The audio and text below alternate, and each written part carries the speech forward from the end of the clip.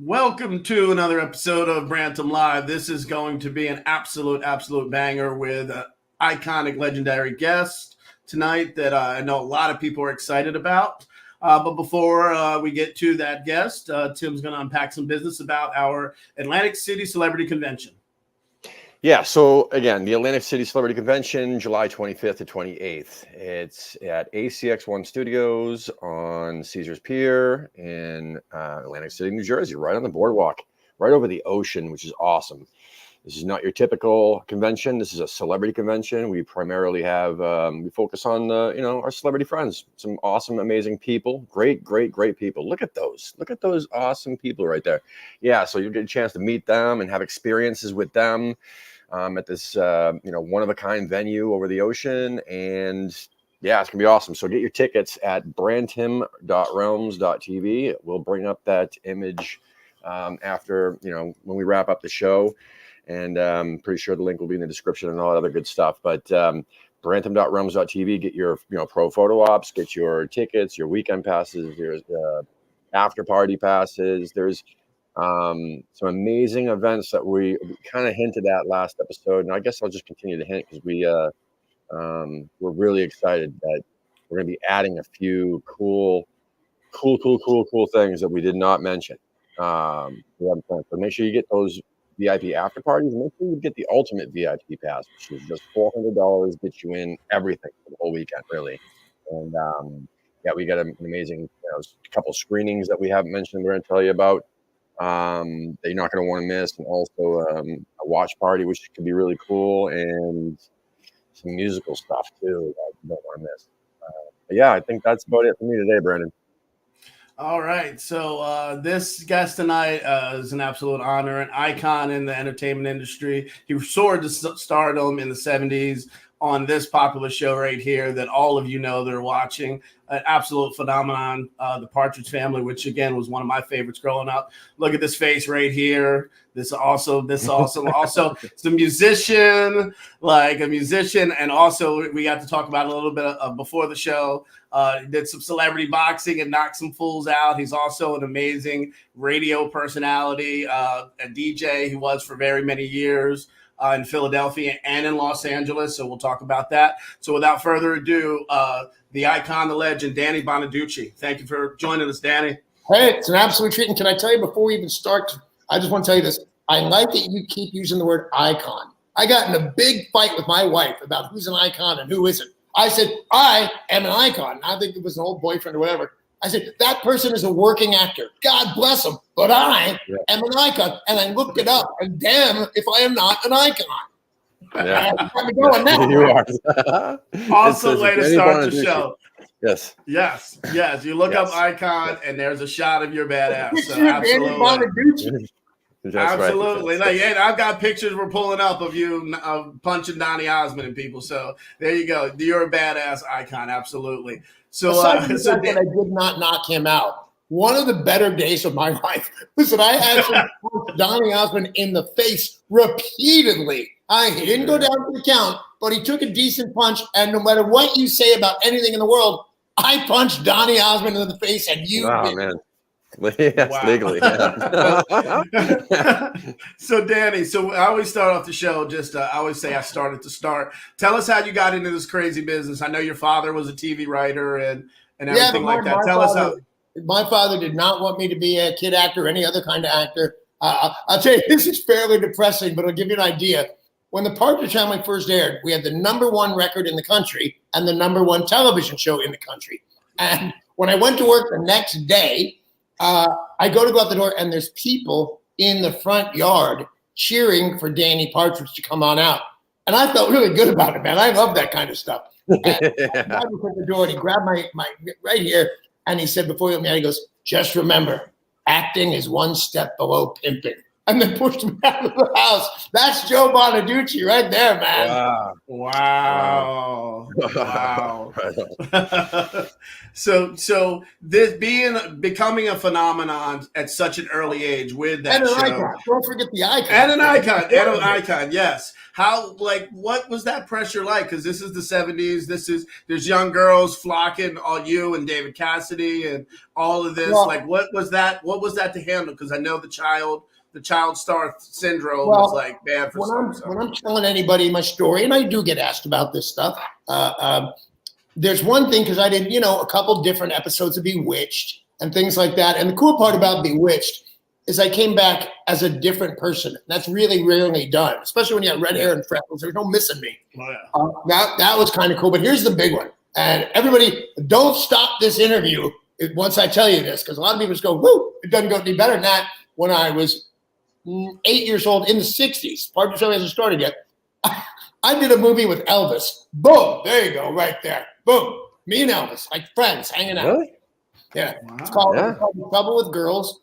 And Elvis, I guess, and he invited me into his dressing room with my mother, but he really wanted to show me, he's like a charming young man. He wanted to show me that all the door handles and everything like that in his dressing room were shaped like women's legs, made out of gold. I know it sounds a little creepy, but my mom was right there, man. And here's the part that I will explain this within 3 seconds of me saying it. He gave me a car. Right there, boom, to my, here you go, here's a car.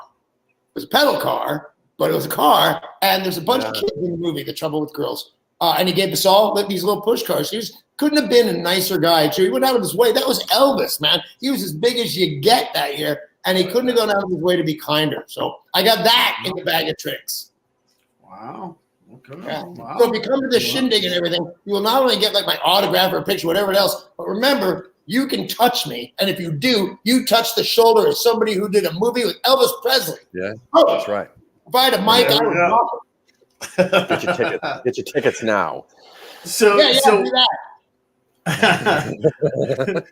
So when you were young and this show took over the world, like with this wave of fandom, did you have pressure of like how to deal with it? Because you were always the character was a rambunctious, like wisecracking character. So you in life, what were you like at that time, like as a young man? Well, I was all good because I was a real boy.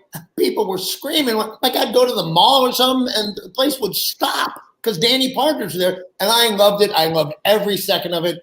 And I had one little creepy moment where, because it became a bit of a hassle, and I had a rule nobody knew about. It was my personal rule, but I'm not going to sign your autograph while I'm eating with my family. Nowadays, boom, come up. I'll give you part of my sandwich, whatever you want to do. The fact that you are a fan is one of the coolest things ever. And thank you for that. Yeah. Awesome. Tim? Yeah. So did you learn to play did you learn to play instruments because of the show, or did you already know how to play like bass? I can't kind of believe this is happening. This can't be true. I never played a note, not once, not ever. Really? Really? Nobody. David could play, yet he didn't because it's too much. The poor guy, he was breaking down. He would do like, 50 pages of dialogue. Then he'd go to the studio and record next week's song. And then he'd go to some stadium and do a David Cassidy concert, man. That guy worked. And I would say he worked hard for the money, but basically he didn't make any money. The kids, I like saying this, the kids on Modern Family make $300,000 a week. I made $450 a week till the end when I got a raise to $600 a week. So when you say I had a successful radio career and all that, I did it all for me. No, he did that all for the nookie. Never mind. I did it all for the money. Whatever you needed, I did it, and I did it for the money. And then I just became, in my opinion, and other people, really good at it. So I did that for the next 30, 35 years, never missed a day. Except one arrest. So there was one arrest that took me off till Monday. But, that's water under the bridge. Yeah. So the camaraderie between you and the cast members, that's legendary. There's so many crazy rumors and stuff over the years. So what was that like? Did you actually become like a family, like with Susan Day and like the whole? In a way, absolutely. But and I don't want to beat this up or anything like that. Everything comes around. But I was having a pretty bad time at home with my dad. And I didn't get that this was happening. Like all of a sudden, Dave Madden, Ruben Kincaid, is taking me to his beach house for a week so we can, so I can show up at the studio Monday morning without a black eye. And he did it more regular than anybody else, but I spent some nights at Shirley Jones' house with playing around with her kids. Certainly Sean Cassidy and I were very good friends. And one, I went to Susan Day's house and her roommate Jane. And I think she just, I don't know if hey, man, that's a cute picture, man. They took me to the house for the weekend. And she is anything goes. And she kept feeding me ice cream and bass splits and everything. And I repaid her kindness by barfing all over her guest room. Wow. I blame her. There's a limit to how much ice cream you can give a kid. Yeah. Oh, yeah. So as for the bass player, let me get back to that real quick. I learned one song one time. Actually, I have to ask my wife. We'll never appear on camera. Honey, what song did I learn? Doesn't somebody want to be wanted? Which is actually one of my favorite parts of it. And David kind of dared me on some talk show, or the news with Lester Holt. And he said on TV, he said, "Why don't you learn this one song, Danny? Come on, you can do it." And I studied, and I have played "Doesn't Somebody Want to Be Wanted" on bass live in front of like 1,000 David Cassidy fans, and I kicked ass. Nice. Yeah. Telling you that there was no way to know because, I mean, again, obviously you guys were great at it because I thought you guys actually learned it and were doing it verbatim like on screen. So that's usually you can tell. The second Chris Partridge, Brian Forster, took drum license like crazy, but I was busy, man. I didn't see how it was different to know and not know. I was 10, 11, 12. I can't be held back. Come on, man. You're the real deal. No, I was not. But I can do this better than anybody. Although that rarely comes in handy. I can think of a couple of places where that might come in handy, but that's all I learned. I didn't even fight. It was the first time David Cassidy ever yelled at me. God bless him. He, I think in the middle of the first episode, but I don't know, but this is for sure. He comes up to me and he's mad. But, David's a thin little dude. I thought even at 12, I could drop this guy. He came up to me mad, really fuming. And he said, "You don't strum a bass guitar, Danny. You pluck it. Do you think you can pluck it?" And I went, "All right, man, I'll pluck it. Leave me alone. Spare me." Now, did this relationship? I read a lot about you, the two of you and David, because you kept your friendship over the years. Now, like you even performed like years later in different forms or whatever. But now, tell us a little bit back in the day. I was not a good president because 10, 18, the laws against relationships like that. But one day, and I hate to bring this up again, but it's an important part of my life, I guess. So one day I get arrested for something and it's all over the news. And David Cassidy calls me up and says, "Hey, listen, man, I've told you this before. You're the funniest person I ever met, but now you're the joke." And once again, much like the Pluckett thing, I'm thinking I can drop this guy without even thinking about it. He's this big. But all of a sudden I thought, okay. And he said this. Now I was fired from all my jobs. I went to jail. And so on the top of I never went to jail. I spent the night in a holding tank. I could do with my eyes closed. Anyway, so he said, "Listen, we're going to go on a tour. And by the end of it, you're going to have a job." And I said, "Okay, what's the story?" He said, "We're going to take this bus." And I thought he meant the Partridge Family bus. How cool would that have been? Because we're going to get on the bus and we're going to tour the country. And at the end of the tour, you're going to have a permanent job, which I really desperately needed at that time. And he said, "But here's the deal. There'll be no smoking, no drinking, no drugs, and no women." To which I replied, "I'm not going. That's a terrible deal. Why would I ever accept that? No drugs, no women? What are you talking about, man?" But I really needed the job because it paid, not a lot, but it paid. And God bless him, at the end of the tour in Philly at Eagle 106 radio station, I went in, I did some of the morning show, I came out, and there was the general manager, and he said, "You're really good at this. Would you like to stay?" And I'm like, "Yeah, well, what do you got? What's your offer?" And he said, I can't believe it. He said, "Listen, we've only got $75,000 on the books that we could pay you, but you'll make a lot of money in appearances."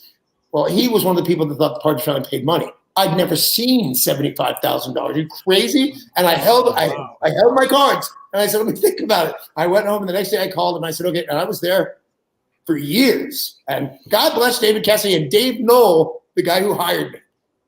Yeah.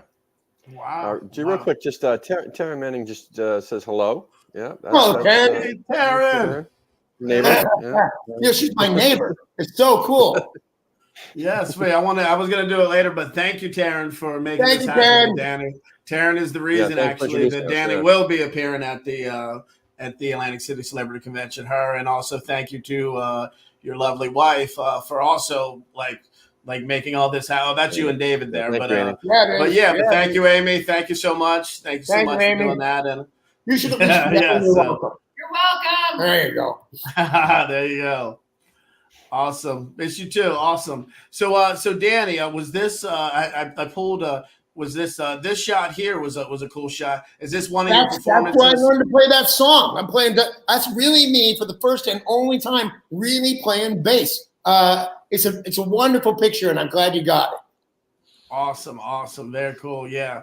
Very cool. So again, like I said, you and Dave, I read that you guys weren't as tight early on, but it was cool to again read up later on, see a lot of kind of the camaraderie later on that you guys had, you and David. Yeah. We became really good friends, and I was. I'll give you what are they called? Nobody else will know this, but you ready? Do any know David Cassidy's last words? He said this to his family around. He said, so much wasted time. And the reason that might be interesting is because I had it tattooed right there, man. David Cassidy's last words. Huh? How moving is that? Wow. If you start to cry, I will forgive you. Wow. That's Wow. awesome, man. That's cool you did that. It's very, very profound. I think all of us at some point in our careers have that in our head, for the time wasted, whether it was nonsense arguments or whatever it was, there's a lot of wasted time on this journey. So so that's very profound. So now I'm into it. Well, how did you get into radio? Where how did that transition happen? The truth is, I guess there was a huge hit show in the 80s, the Mark and Brian show in Los Angeles. Mm-hmm. And they had me on as a guest. And then I got, because there's nothing I hold back. I go. I like to be fun. I like people to dig, what I'm doing. And so then Howard Stern heard, hey, Bonaduce is a real good guest. Let's get him on the show. And then a bunch of people did it. And I ended up, so I'll flash back. I remember that. I'll flash back to, I was in good shape, to me getting arrested, which is really embarrassing. And it was for a cocaine offense. And I get a call. I'm on a boat that has no engine at this time. You don't get further down the dumps than Bonaduce at that point. And I get a call from some guy. It's 4 a.m. He was in Chicago, so it's 4 a.m. my time. And he says this, Danny, little Danny Partridge, you wouldn't do drugs, would you? And I immediately knew this is some disc jockey doing some kind of a bit. And I won't hold back. So I said, hey, hang on a second, I'm really tired. Okay, I'm good. What are you going to do? Who's calling? I got to go. I got to rent the boat. So he said, okay, Bonaduce's a home run. He sent me a first-class ticket, first time I'd ever ridden first class. And there was a limousine, and there was traffic, and the guy said, call in. And I said, how do you do that? And he hands me a phone. And I remember to this very day, my very first cell phone call was in that car in Chicago talking to Jonathan Brandmeier. And from that day, it was all systems go, whatever it was. And I knew somehow that I was going to do this. And I just heard, man, that guy was funny, but I heard he made $2 million a year. I'm funnier than that guy. I can make $3 million a year. Yeah. I was wrong, but it was a great job and a great career. I just retired from it and everything else, although you can see I'm not completely retired. But yeah, it was a great run. My last 12 years in Seattle, bought this house, and it's a very nice house in Palm Springs, California. And, Seattle paid for it. Radio paid for it. So was there a guest on all of your many years of radio? Was there one that was a wallop that really just was totally shot out that kind of even caught you off guard? We talked a little bit.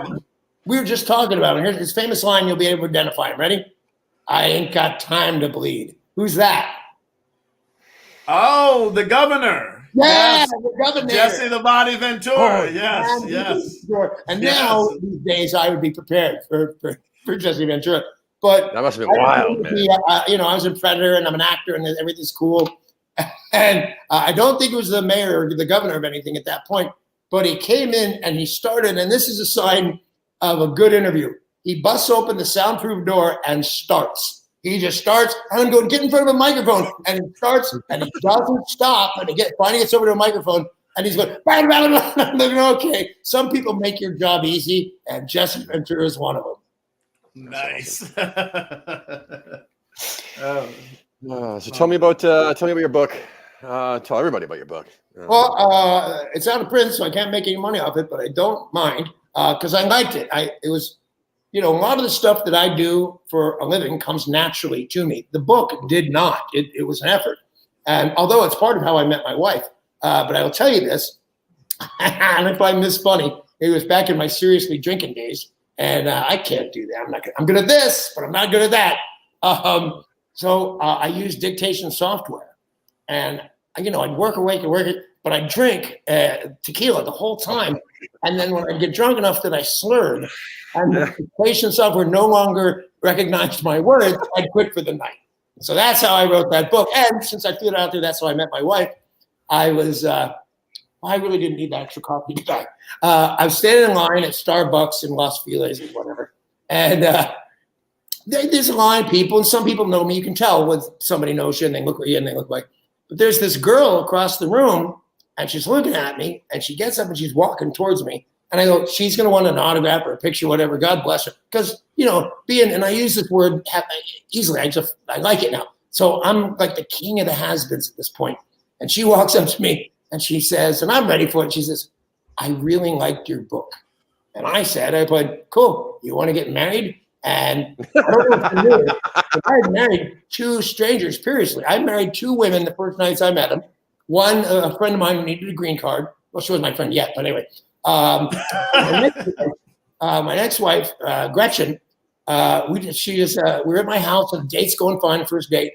And so I put the moves on her. What's the point of this? And she pushes me back and says, I'm not really ever going to do that till I'm married. To which I said, yeah, all right. Sounds like a fine deal to me. And we were married for 17 years, got two good kids out of it. So there's something but Amy, being a woman of sound mind and body, said no and strung me along for the next 4 years. But then we got married and it totally worked out. That's awesome. All right, I'm going to pivot off of that. Like, how was it becoming a dad for the first time? Was that had to be a shock for someone in the business that didn't have that responsibility? Was it tough, or what was that transition?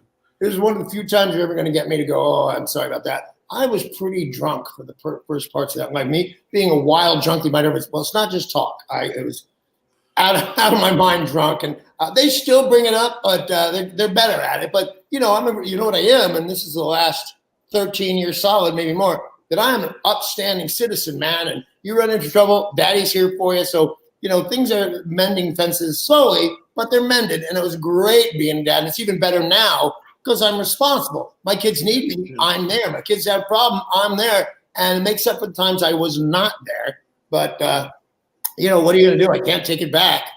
Yeah. Awesome. All right. So I told you before the show, I'm going to do a thing every show where I put up some pictures and then you give a story or a recollection of these pictures. So I pulled a lot of random ones. This first one is kind of just a funny picture that I saw and I wanted to answer. What was this right here? Oh my God. I made a calendar with Johnny Cash and other people, famous flip-offs. And this was like, I think September was me. And I recaptured, I found out some orange shorts and I recaptured, we did it. I was on a cruise ship, but I did this. And I thought, oh, I'm digging that, man. So that's what that is. That's me on a cruise ship with famed photographer Henry Diltz. And it was awesome. God, probably invented the boat and don't let anybody tell you different. Awesome. All right, here we go. A favorite one that I found too. Bam! Nunchucks. Man, I am young and handsome. That is an episode of Chits. I think it was just called Karate. And if you can see, I'm using nunchucks. And when I was auditioning for the part, and I heard it was karate, like you can't just throw kicks and all, you don't know how much room you're going to have, but you can keep the shots closed. So I just broke them out in my first interview, and they just hired on the spot. And then, because they liked it, I think they brought me back 4 more times, which was super cool. And here's a piece of trivia. If it ever comes up, now you know. Danny Bonaduce, the only person ever to have a handgun drawn on him on the show Chits. They just didn't do that. They had a rule. They'd had rifles and stuff. But I am the only person, alive or dead, Yeah, okay. To have a handgun drawn on him. By the way, I also kick a cop, not a real cop, right in the side of the head. It's a beautiful shot, and he's 6'4" and I'm 5'6". I was limber back then. Wow. Wow. Speaking of that, because I need to know like what you did at this time to get in shape like this. Bam. There he is. A barrel of Lord. Are you kidding me? None of that body is natural. I haven't had any plastic surgery on my face or anything, so that's natural. But that is just a bucket of steroids right there. Yeah. Looks awesome though, man. All right, here we go. Bam. Here we go. Episode of the 70 show. That 70 show. What was it? Fast Burger or something? I can't remember. Yeah, Fast Burger or something like that. Yeah. In the beginning of this, when I played 2 different characters on Bewitched, and that's like a real honor, I came back 2 or 3 times as different people on that 70 show. And as things got later, like I did an episode of CSI, I don't know which one, but I had an episode of CHI, and I'm on the radio, I'm tired. And they call up and they said, yeah, we're going to do this great thing. And blah, blah, blah. And I said, yeah, no, I'm tired, bye. And I called my agent, or they called my agent and said, well, CSI calls, you just say yes. So I called them back and I said yes, and I'm glad I did. Awesome. Here we go. The reason I told that story is because they brought me back from the dead 3 times, even though they killed me in the first episode. Nowadays, people are really about their computers and online stuff. And they said, wow, people really like that character. Come on back. So I came back from the dead in videos telling people not to bite the heads off chickens because I was essentially playing Ozzy. Yeah. All right. Bam. Here we go. You know what? I hate it that this is a bigger deal. That's me and Barry Williams. We're playing cards on a movie called Dickie Roberts, Ex-Child Star. And I was waiting for somebody to get bright enough to do something like that. And it was David Spade. And I kind of wish it had been a bigger deal because people were waiting for that shot in that episode for years. And David Spade pulled it off. Yeah, absolutely. Here we go with another. Bam. Oh, I'm handsome on that. I'm not sure what that is. Is that Monk? Gary Cole. Monk, yes. Monk with Gary Cole there. Cool. Yep. That was a lot of fun. Yeah. That was a lot of fun. Yeah, one of my favorite shows, by the way. Yeah, one of my aunt's favorite shows. Yeah, she loves it. All right, here I brought this up to you before, but I want a story behind this badass show. I'm all ready, man. Bam! Oh, that is a shot from a movie called Bigfoot, which is just ridiculous. If you ever see it, I don't recommend it that you do. But if you do, Bigfoot goes from maybe 6 feet tall to 25 feet tall, and he's a really crazy one. Assuming that you believe in Bigfoot. And I'm in the Pacific Northwest when I was. Bigfoot, he's my best friend. But I really enjoyed that because I had beat up Barry Williams really good. We became pretty good friends afterwards. If it had been the other way, I'd never talk to him again because I just killed him. It was just sad. But anyway, so we do this movie, and here's the big thing. I think it's him that gets me killed by some sort of rocket, and I'm on Mount Rushmore. These people were ambitious as never. Yeah, and Barry and I, we got all beat up, and he broke a guitar over my head in some movie or something like that. But we had to patch it up. Well, I didn't have anything to patch up. His eyes and his jaw were bad. Dennis says, loved you on CSI. Fallon said, I love Monk. Awesome. I love Monk. Awesome. So this next shot here is an interesting shot. We need a story on you hanging from the. That's on my own private time. Nicholas' personal photos. Yeah. First of all, again, just Polaroids, and that's my actual home, and that's 4 stories up in Philadelphia. It's an old warehouse that I like to tell. We have no proof of this, but nobody ever denied it. That it was where they stashed weapons for the Revolutionary War. Mm-hmm. Oh, yes, true enough. Anyways, 4 stories tall. And like I said, look at that sad old arm now, man. That is an old man's arm. Look, I'll say, bye-bye. That's embarrassing. All the hell you got. That was just me, like, moving around in my neighborhood. And it was a great neighborhood. That was on 2nd Street and Chestnut, I believe. Oh, I know where that's at. Absolutely. Yeah, dude, what a good time that was. Because I'm doing the radio no more than 1,000 feet away. The radio station, just maybe if I'm on 2nd and Chestnut, they're on 4th and Chestnut. And it was just a great time all the way around. Well, first of all, I'm Philly born and raised. Well, at least born. And like nothing would be nothing, pardon the grammar there, but nothing would be nothing without Philadelphia. I started my first professional radio career right there, right up the street. And I've been back to do morning radio a couple of times. And, Philly's just not just a place and an awesome place, but I can't believe I'm going to say this because it just sounds so lame. But Philadelphia is a state of mind, and it's a tough state. The people, my Philly fans and my Philly friends, just like their reputation. You tell them, you have the worst fans in the world, and they'll say, "Damn right we do." You got them. Yeah. Absolutely. All right. So I just, if you have a story for this was an interesting picture. What was this event here with the late Matthew Perry?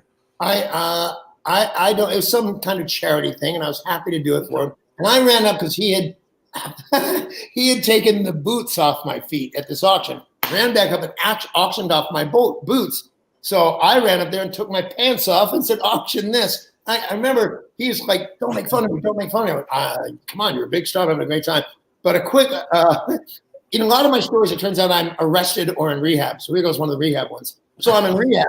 One of the really expensive, I don't know what they are now, but 40 years ago or 30 years ago, whatever it was $40,000 a month. And I didn't have insurance, but everybody in my neighborhood said, you got to go, man. You're not going to amount to much as drunk as you are. And I had just gotten a job on the other half, a talk show with me and Dick Clark and Mario Lopez. And I just thought to myself, it's got Dick Clark, the icon, and the sex symbol Mario Lopez, and I'm just going to be a fat drunk. So I went to straighten up, which I did. But here's the thing. So everybody's buzzing because Matthew Perry is coming to talk or do whatever he's doing. Mm-hmm. So I hid because I love Friends. I watch it religiously, man.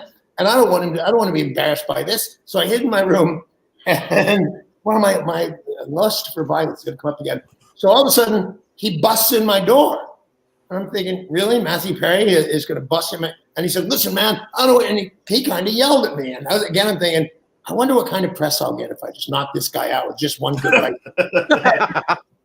So he says, "What's your deal?" Blah, blah, blah, blah, blah, blah.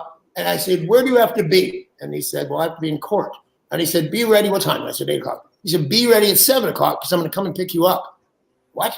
And he came up, and I think it was an Escalade, but I'm not sure. Picked me up, drove me to court, bought me lunch, and came back. And like the next day, I had to be at a dentist or something like that. And he picked me up again and drove me around town. I mean, hours and hours it took a dentist appointment. They take forever. And court, it could take forever too. But when he was talking just before he passed about Friends is nice, but I want my reputation after I die, which is prophetic. I want it to be that if somebody needed help, I gave it to him. And I'm thinking, I know that to be true, man. That guy drove me in LA traffic, several different places over several different days. You just got to go, that guy means it when he says, like, if I say I want my reputation, I help my brother, man, I'm lying. I don't care that much about my fellow man. Matthew Perry meant every word of it. Awesome. All right, this is another, I'm sure, going to be a great story because I've been a long time professional wrestling fan, but I was not aware you were in total nonstop action wrestling. Oh my God. That's a guy, and you may know him. I believe they call him Rhino. And I had already done the whole bit of wrestling. I forget, Showtime, somebody young. That's it. And I did a whole thing with them. They said, "Listen, we're going to add the Rhino, whatever." And I said, "Cool." And they said, "Here's how it's going to work. This 280-pound man is going to run straight into you, and even with his shoulder in the belly." And I'm thinking, free out. And he goes, "Here's what happened. You'll just fold up around Rhino's body, and you won't get hurt at all." And I thought, these wrestlers are huge liars. And I did. It was just right. I folded up. Looked like he killed me, and it didn't hurt at all. Oh, you a fan of wrestling, you say? Yeah. Okay, wrestling story for you. That, again, I don't think anybody knows. So we're doing a show with Hulk Hogan. Hulk Hogan's Celebrity Wrestling or whatever it was. I remember. Dennis Rodman. No. And I'm still on all sorts of roids. I look great. And I'm wearing a trench coat that goes to the floor and sunglasses. Because they tell you, pick a character, make a character that speaks to us. So I wore these glasses, and I looked a lot like the guy from Matrix. And so we do the first scene, and when they send us to our dressing rooms, I come out, we're all lined up, and just as we line up, a big drop of blood comes out from under the sunglasses and runs down my cheek. And I'll wipe it off. Are you crazy? I'm bleeding. This is great. And so we do the bit, and Hulk Hogan says, "Let me ask you something. That blood, did you do that?" To which I said, "Yeah." And he says, "How?" And I said, "I found a nail in my dressing room." And he goes, "You have missed your calling." When you get by Hulk Hogan, your day is made. There you go. I think you did. People are coming to the show now thinking Bonaduce's just too crazy. Listen. I'm talking about myself, which is like my favorite thing to do. So if you're thinking Bonaduce's out of his mind, well, yes, but come anyway. Yes. I think you may have, because you obviously you dabbled in it in TNA and with Hawk, but I think if you weren't Danny Partridge and you didn't have that career, you give great promos. So that's a big part of professional wrestling. Yeah, you have the stones to go in there and do whatever, get on the top rope or punch people or take punches. So I think you might have been a great professional wrestler. A guy that helped me out with all that stuff was on the show, the biggest wrestling fan ever. And like, I wasn't. And he's telling me all these things I need to do in words and terms and wrestling terms, like don't be a jabroni or whatever that was. Yeah. It was Screech, man. And I did not like him going in. I didn't like his attitude. I didn't like anything about him. But, he was the best of the bunch. I thought he'd win. And then I think it was all rigged, but it's wrestling. But it's like, not Dennis Miller. He can't wrestle at all. Dennis Rodman, he was winning. But it was just, and I really liked the Screech. Dustin Diamond. Just kind of held my hand and got me through it. And God bless us. A lot of people that I talk about are dead. That's not good. But anyway, he held my hand through it, and it was a really professional of him. Oh, so rest in peace, Dustin Diamond. That's good to know. Yeah, definitely. I know he had his troubles too, but again, it's good to hear stories like that like where he helped out and things like that, because always more positive than negative. Absolutely. So that's it. That's all I have for that right there. Right there. I want to get into more about your convention experience or your fan interaction. So I mean, what's the craziest interaction you've had? You've been to these conventions before, obviously, right? I have, but I don't even know that this is the weirdest. It's just, put me on the spot. I have to answer something. I was doing some kind of show out in Atlantic City, actually. We went there every weekend for a couple of years when I was on the radio there. We always did big shows. And a woman shows up early on, says, will you sign my breast? And that's nothing new. I was doing that since I was 14. So I signed it, and she went away. And then she came back a couple hours later and had it tattooed right there. That's badass, man. I felt nervous about it because, I didn't think. I was just signing away. She'd have told me I'm printed or something. But that's one of the fast ones. Oh, okay, new one. Here we go. We're at a casino in Atlantic City again. No, this was Seattle.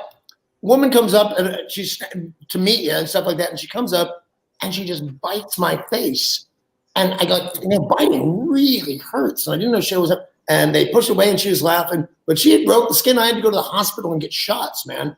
I like the tattoo story a little bit better, but the lady who bit my face, that'll do. Woo, wow, that is crazy.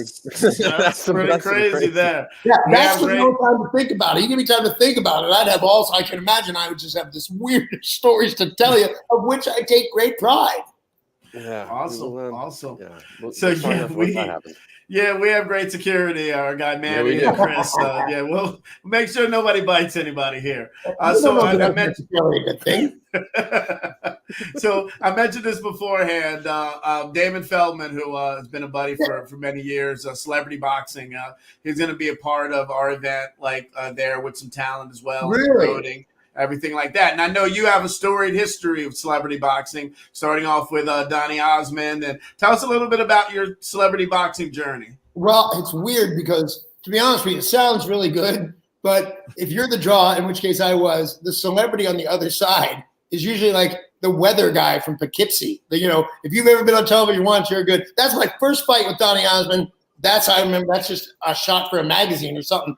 But for Feldman, I love this because after Donny Osmond didn't die at my hand, I said, well, I have to take this a little more seriously. So I trained for the next 10 years or whatever it was. And Feldman goes, hey, you want to do – hey, I can see my cats behind me. That's cool. That's awesome.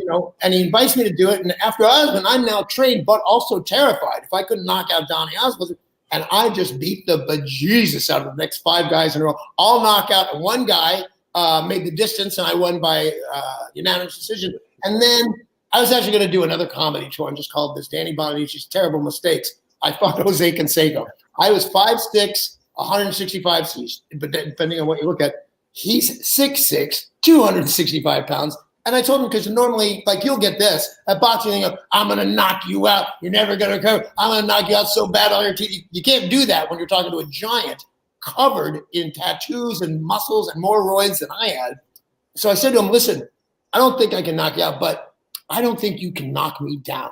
And if you don't knock out this little redhead and freckled dudes, you lose and I win. And the guy, he hit hard, but he never once got me off my feet. So I consider that a win. They considered it some kind of draw. Yeah. So what was the toughest fight in there? Was it like, I know you had Barry Williams, you had Donnie. What was the toughest fiit for you along the way? Probably one on the streets of Phoenix, but you don't mean that one. I got to go with Jose Canseco. I had never been hurt. I'd been in the ring hours and hours and hours, and I'd never really been hurt. I had maybe 85 contests. What are they called? Well, karate tournaments. That's what it was. And I've never been hurt. And the first punch out of Canseco, so I'm picking him as the toughest. First punch, maybe it was this one, knocks me across the ring into the other side of the ropes. And I go like this, and I cover up, and I think this giant man is going to be right there when I get up, and I'm going to get hurt. And I go like this to see what's happening, and he's still in his corner. I didn't have enough respect for me to run over with me. And then I say, to hell with it, I'm going to actually try and fight this guy. So I run across the ring. I bury my head in his chest, which is good, good thinking for me. And I'm going bam, bam, bam, bam, bam. And I'm thinking, okay, I got him hurt. And I look up, and he's talking to somebody. He's in the ring. Walking away. Like, where am I going for dinner tonight after I kill this little guy? But again, I didn't fall off with the guy. The guy having a conversation with somebody while I was doing my best was really humiliating. But again, he did not get me off my feet. Wow. So there's the answer. The toughest fight was Jose. It's just the hardest I've ever been hit. With Jose Canseco. Closed my eye, and I took a picture of that, and I used that as my vanity shot for a long time because I was just so proud that a ridiculously giant man on roids and a professional athlete didn't knock me down. I was proud to have that black eye. Wow. Yeah, he is a big dude. Big dude. So I always ask this nearer to the end of the show, and this will be interesting because I know you'll give a different. This is a crazy business, acting. I've been an actor in this crazy business, filmmaker for almost 25 years, and we always kind of end it with some type of advice, whether it's good advice or stay the hell away from the business. So we just want you to give some words to a lot of actors and filmmakers, musicians. They all watch, so just throw out some words of wisdom from Danny Bonaduce. I will. First, my first words of wisdom are not mine. I think they're Sir Laurence Olivier's, to which somebody asked him, what's the best advice you can give a guy about acting? And he said, know your lines and don't bump into the furniture. And truer words were never spoken. I mean, I know a lot of people consider it art form, which is probably true, but know your lines. And here's the thing, show up. And that one, I think I'm crediting it to Woody Allen. Just show up all the time, whenever asked. Volunteer, get on the board, do plays, whatever it is. So that's my work. If you can work, no matter what it is, you get one line on screen, it'll change your life because you'll be a member of the Screen Actors Guild, and they'll give you your insurance, and then now you can get back. So show up, show up, show up. Awesome. Perfect. All right. So that's profound, and show up. Absolutely. So Danny, thank you so much for spending some of your night with us. We very much appreciate it. It's an honor. Like I spoke earlier, the fans that have spoken to us on our social media pages are stoked to see you. And we'll talk to you more about some experiences that we're going to be offering for fans there to see if you're interested. And also, like I said, like from Philly, even as far as your neck of the woods now, there's people that are excited to meet you in Atlantic City. So we'll be honored to shake your hand when you get there, when you drop down in Atlantic City. Absolutely. So again, let us know where people can find you on social media. If you do that. I don't know how to do that. The real Danny Bonaduce. That's it. The real Danny Bonaduce. Butthead, but licensed my name. So I am not in full ownership of my name. And another one, my picture is owned by Columbia Pictures. It's just not right. And the Dooch Man on Twitter. Oh, and the Dooch Man, be careful how you spell that. And the Dooch Man at where Twitter. There you go. Thank you very much. There's your lovely wife, Amy. Thank you so much. I can't Thank wait you to so come out and much. meet everybody involved. It's going to be great. Yes, thank you so much. You never, like I said, on behalf of Brantim everybody. Live and everybody, have a great night. Thank you again, Amy. Thank The you. great icon, Danny Bonaduce. Icon Danny Bonaduce. Icon, baby. I'll Awesome. see Have you a there, good night. guys. Take care, guys. See you there, man. You have a You great too. day. Awesome. Thank you, everybody, for watching.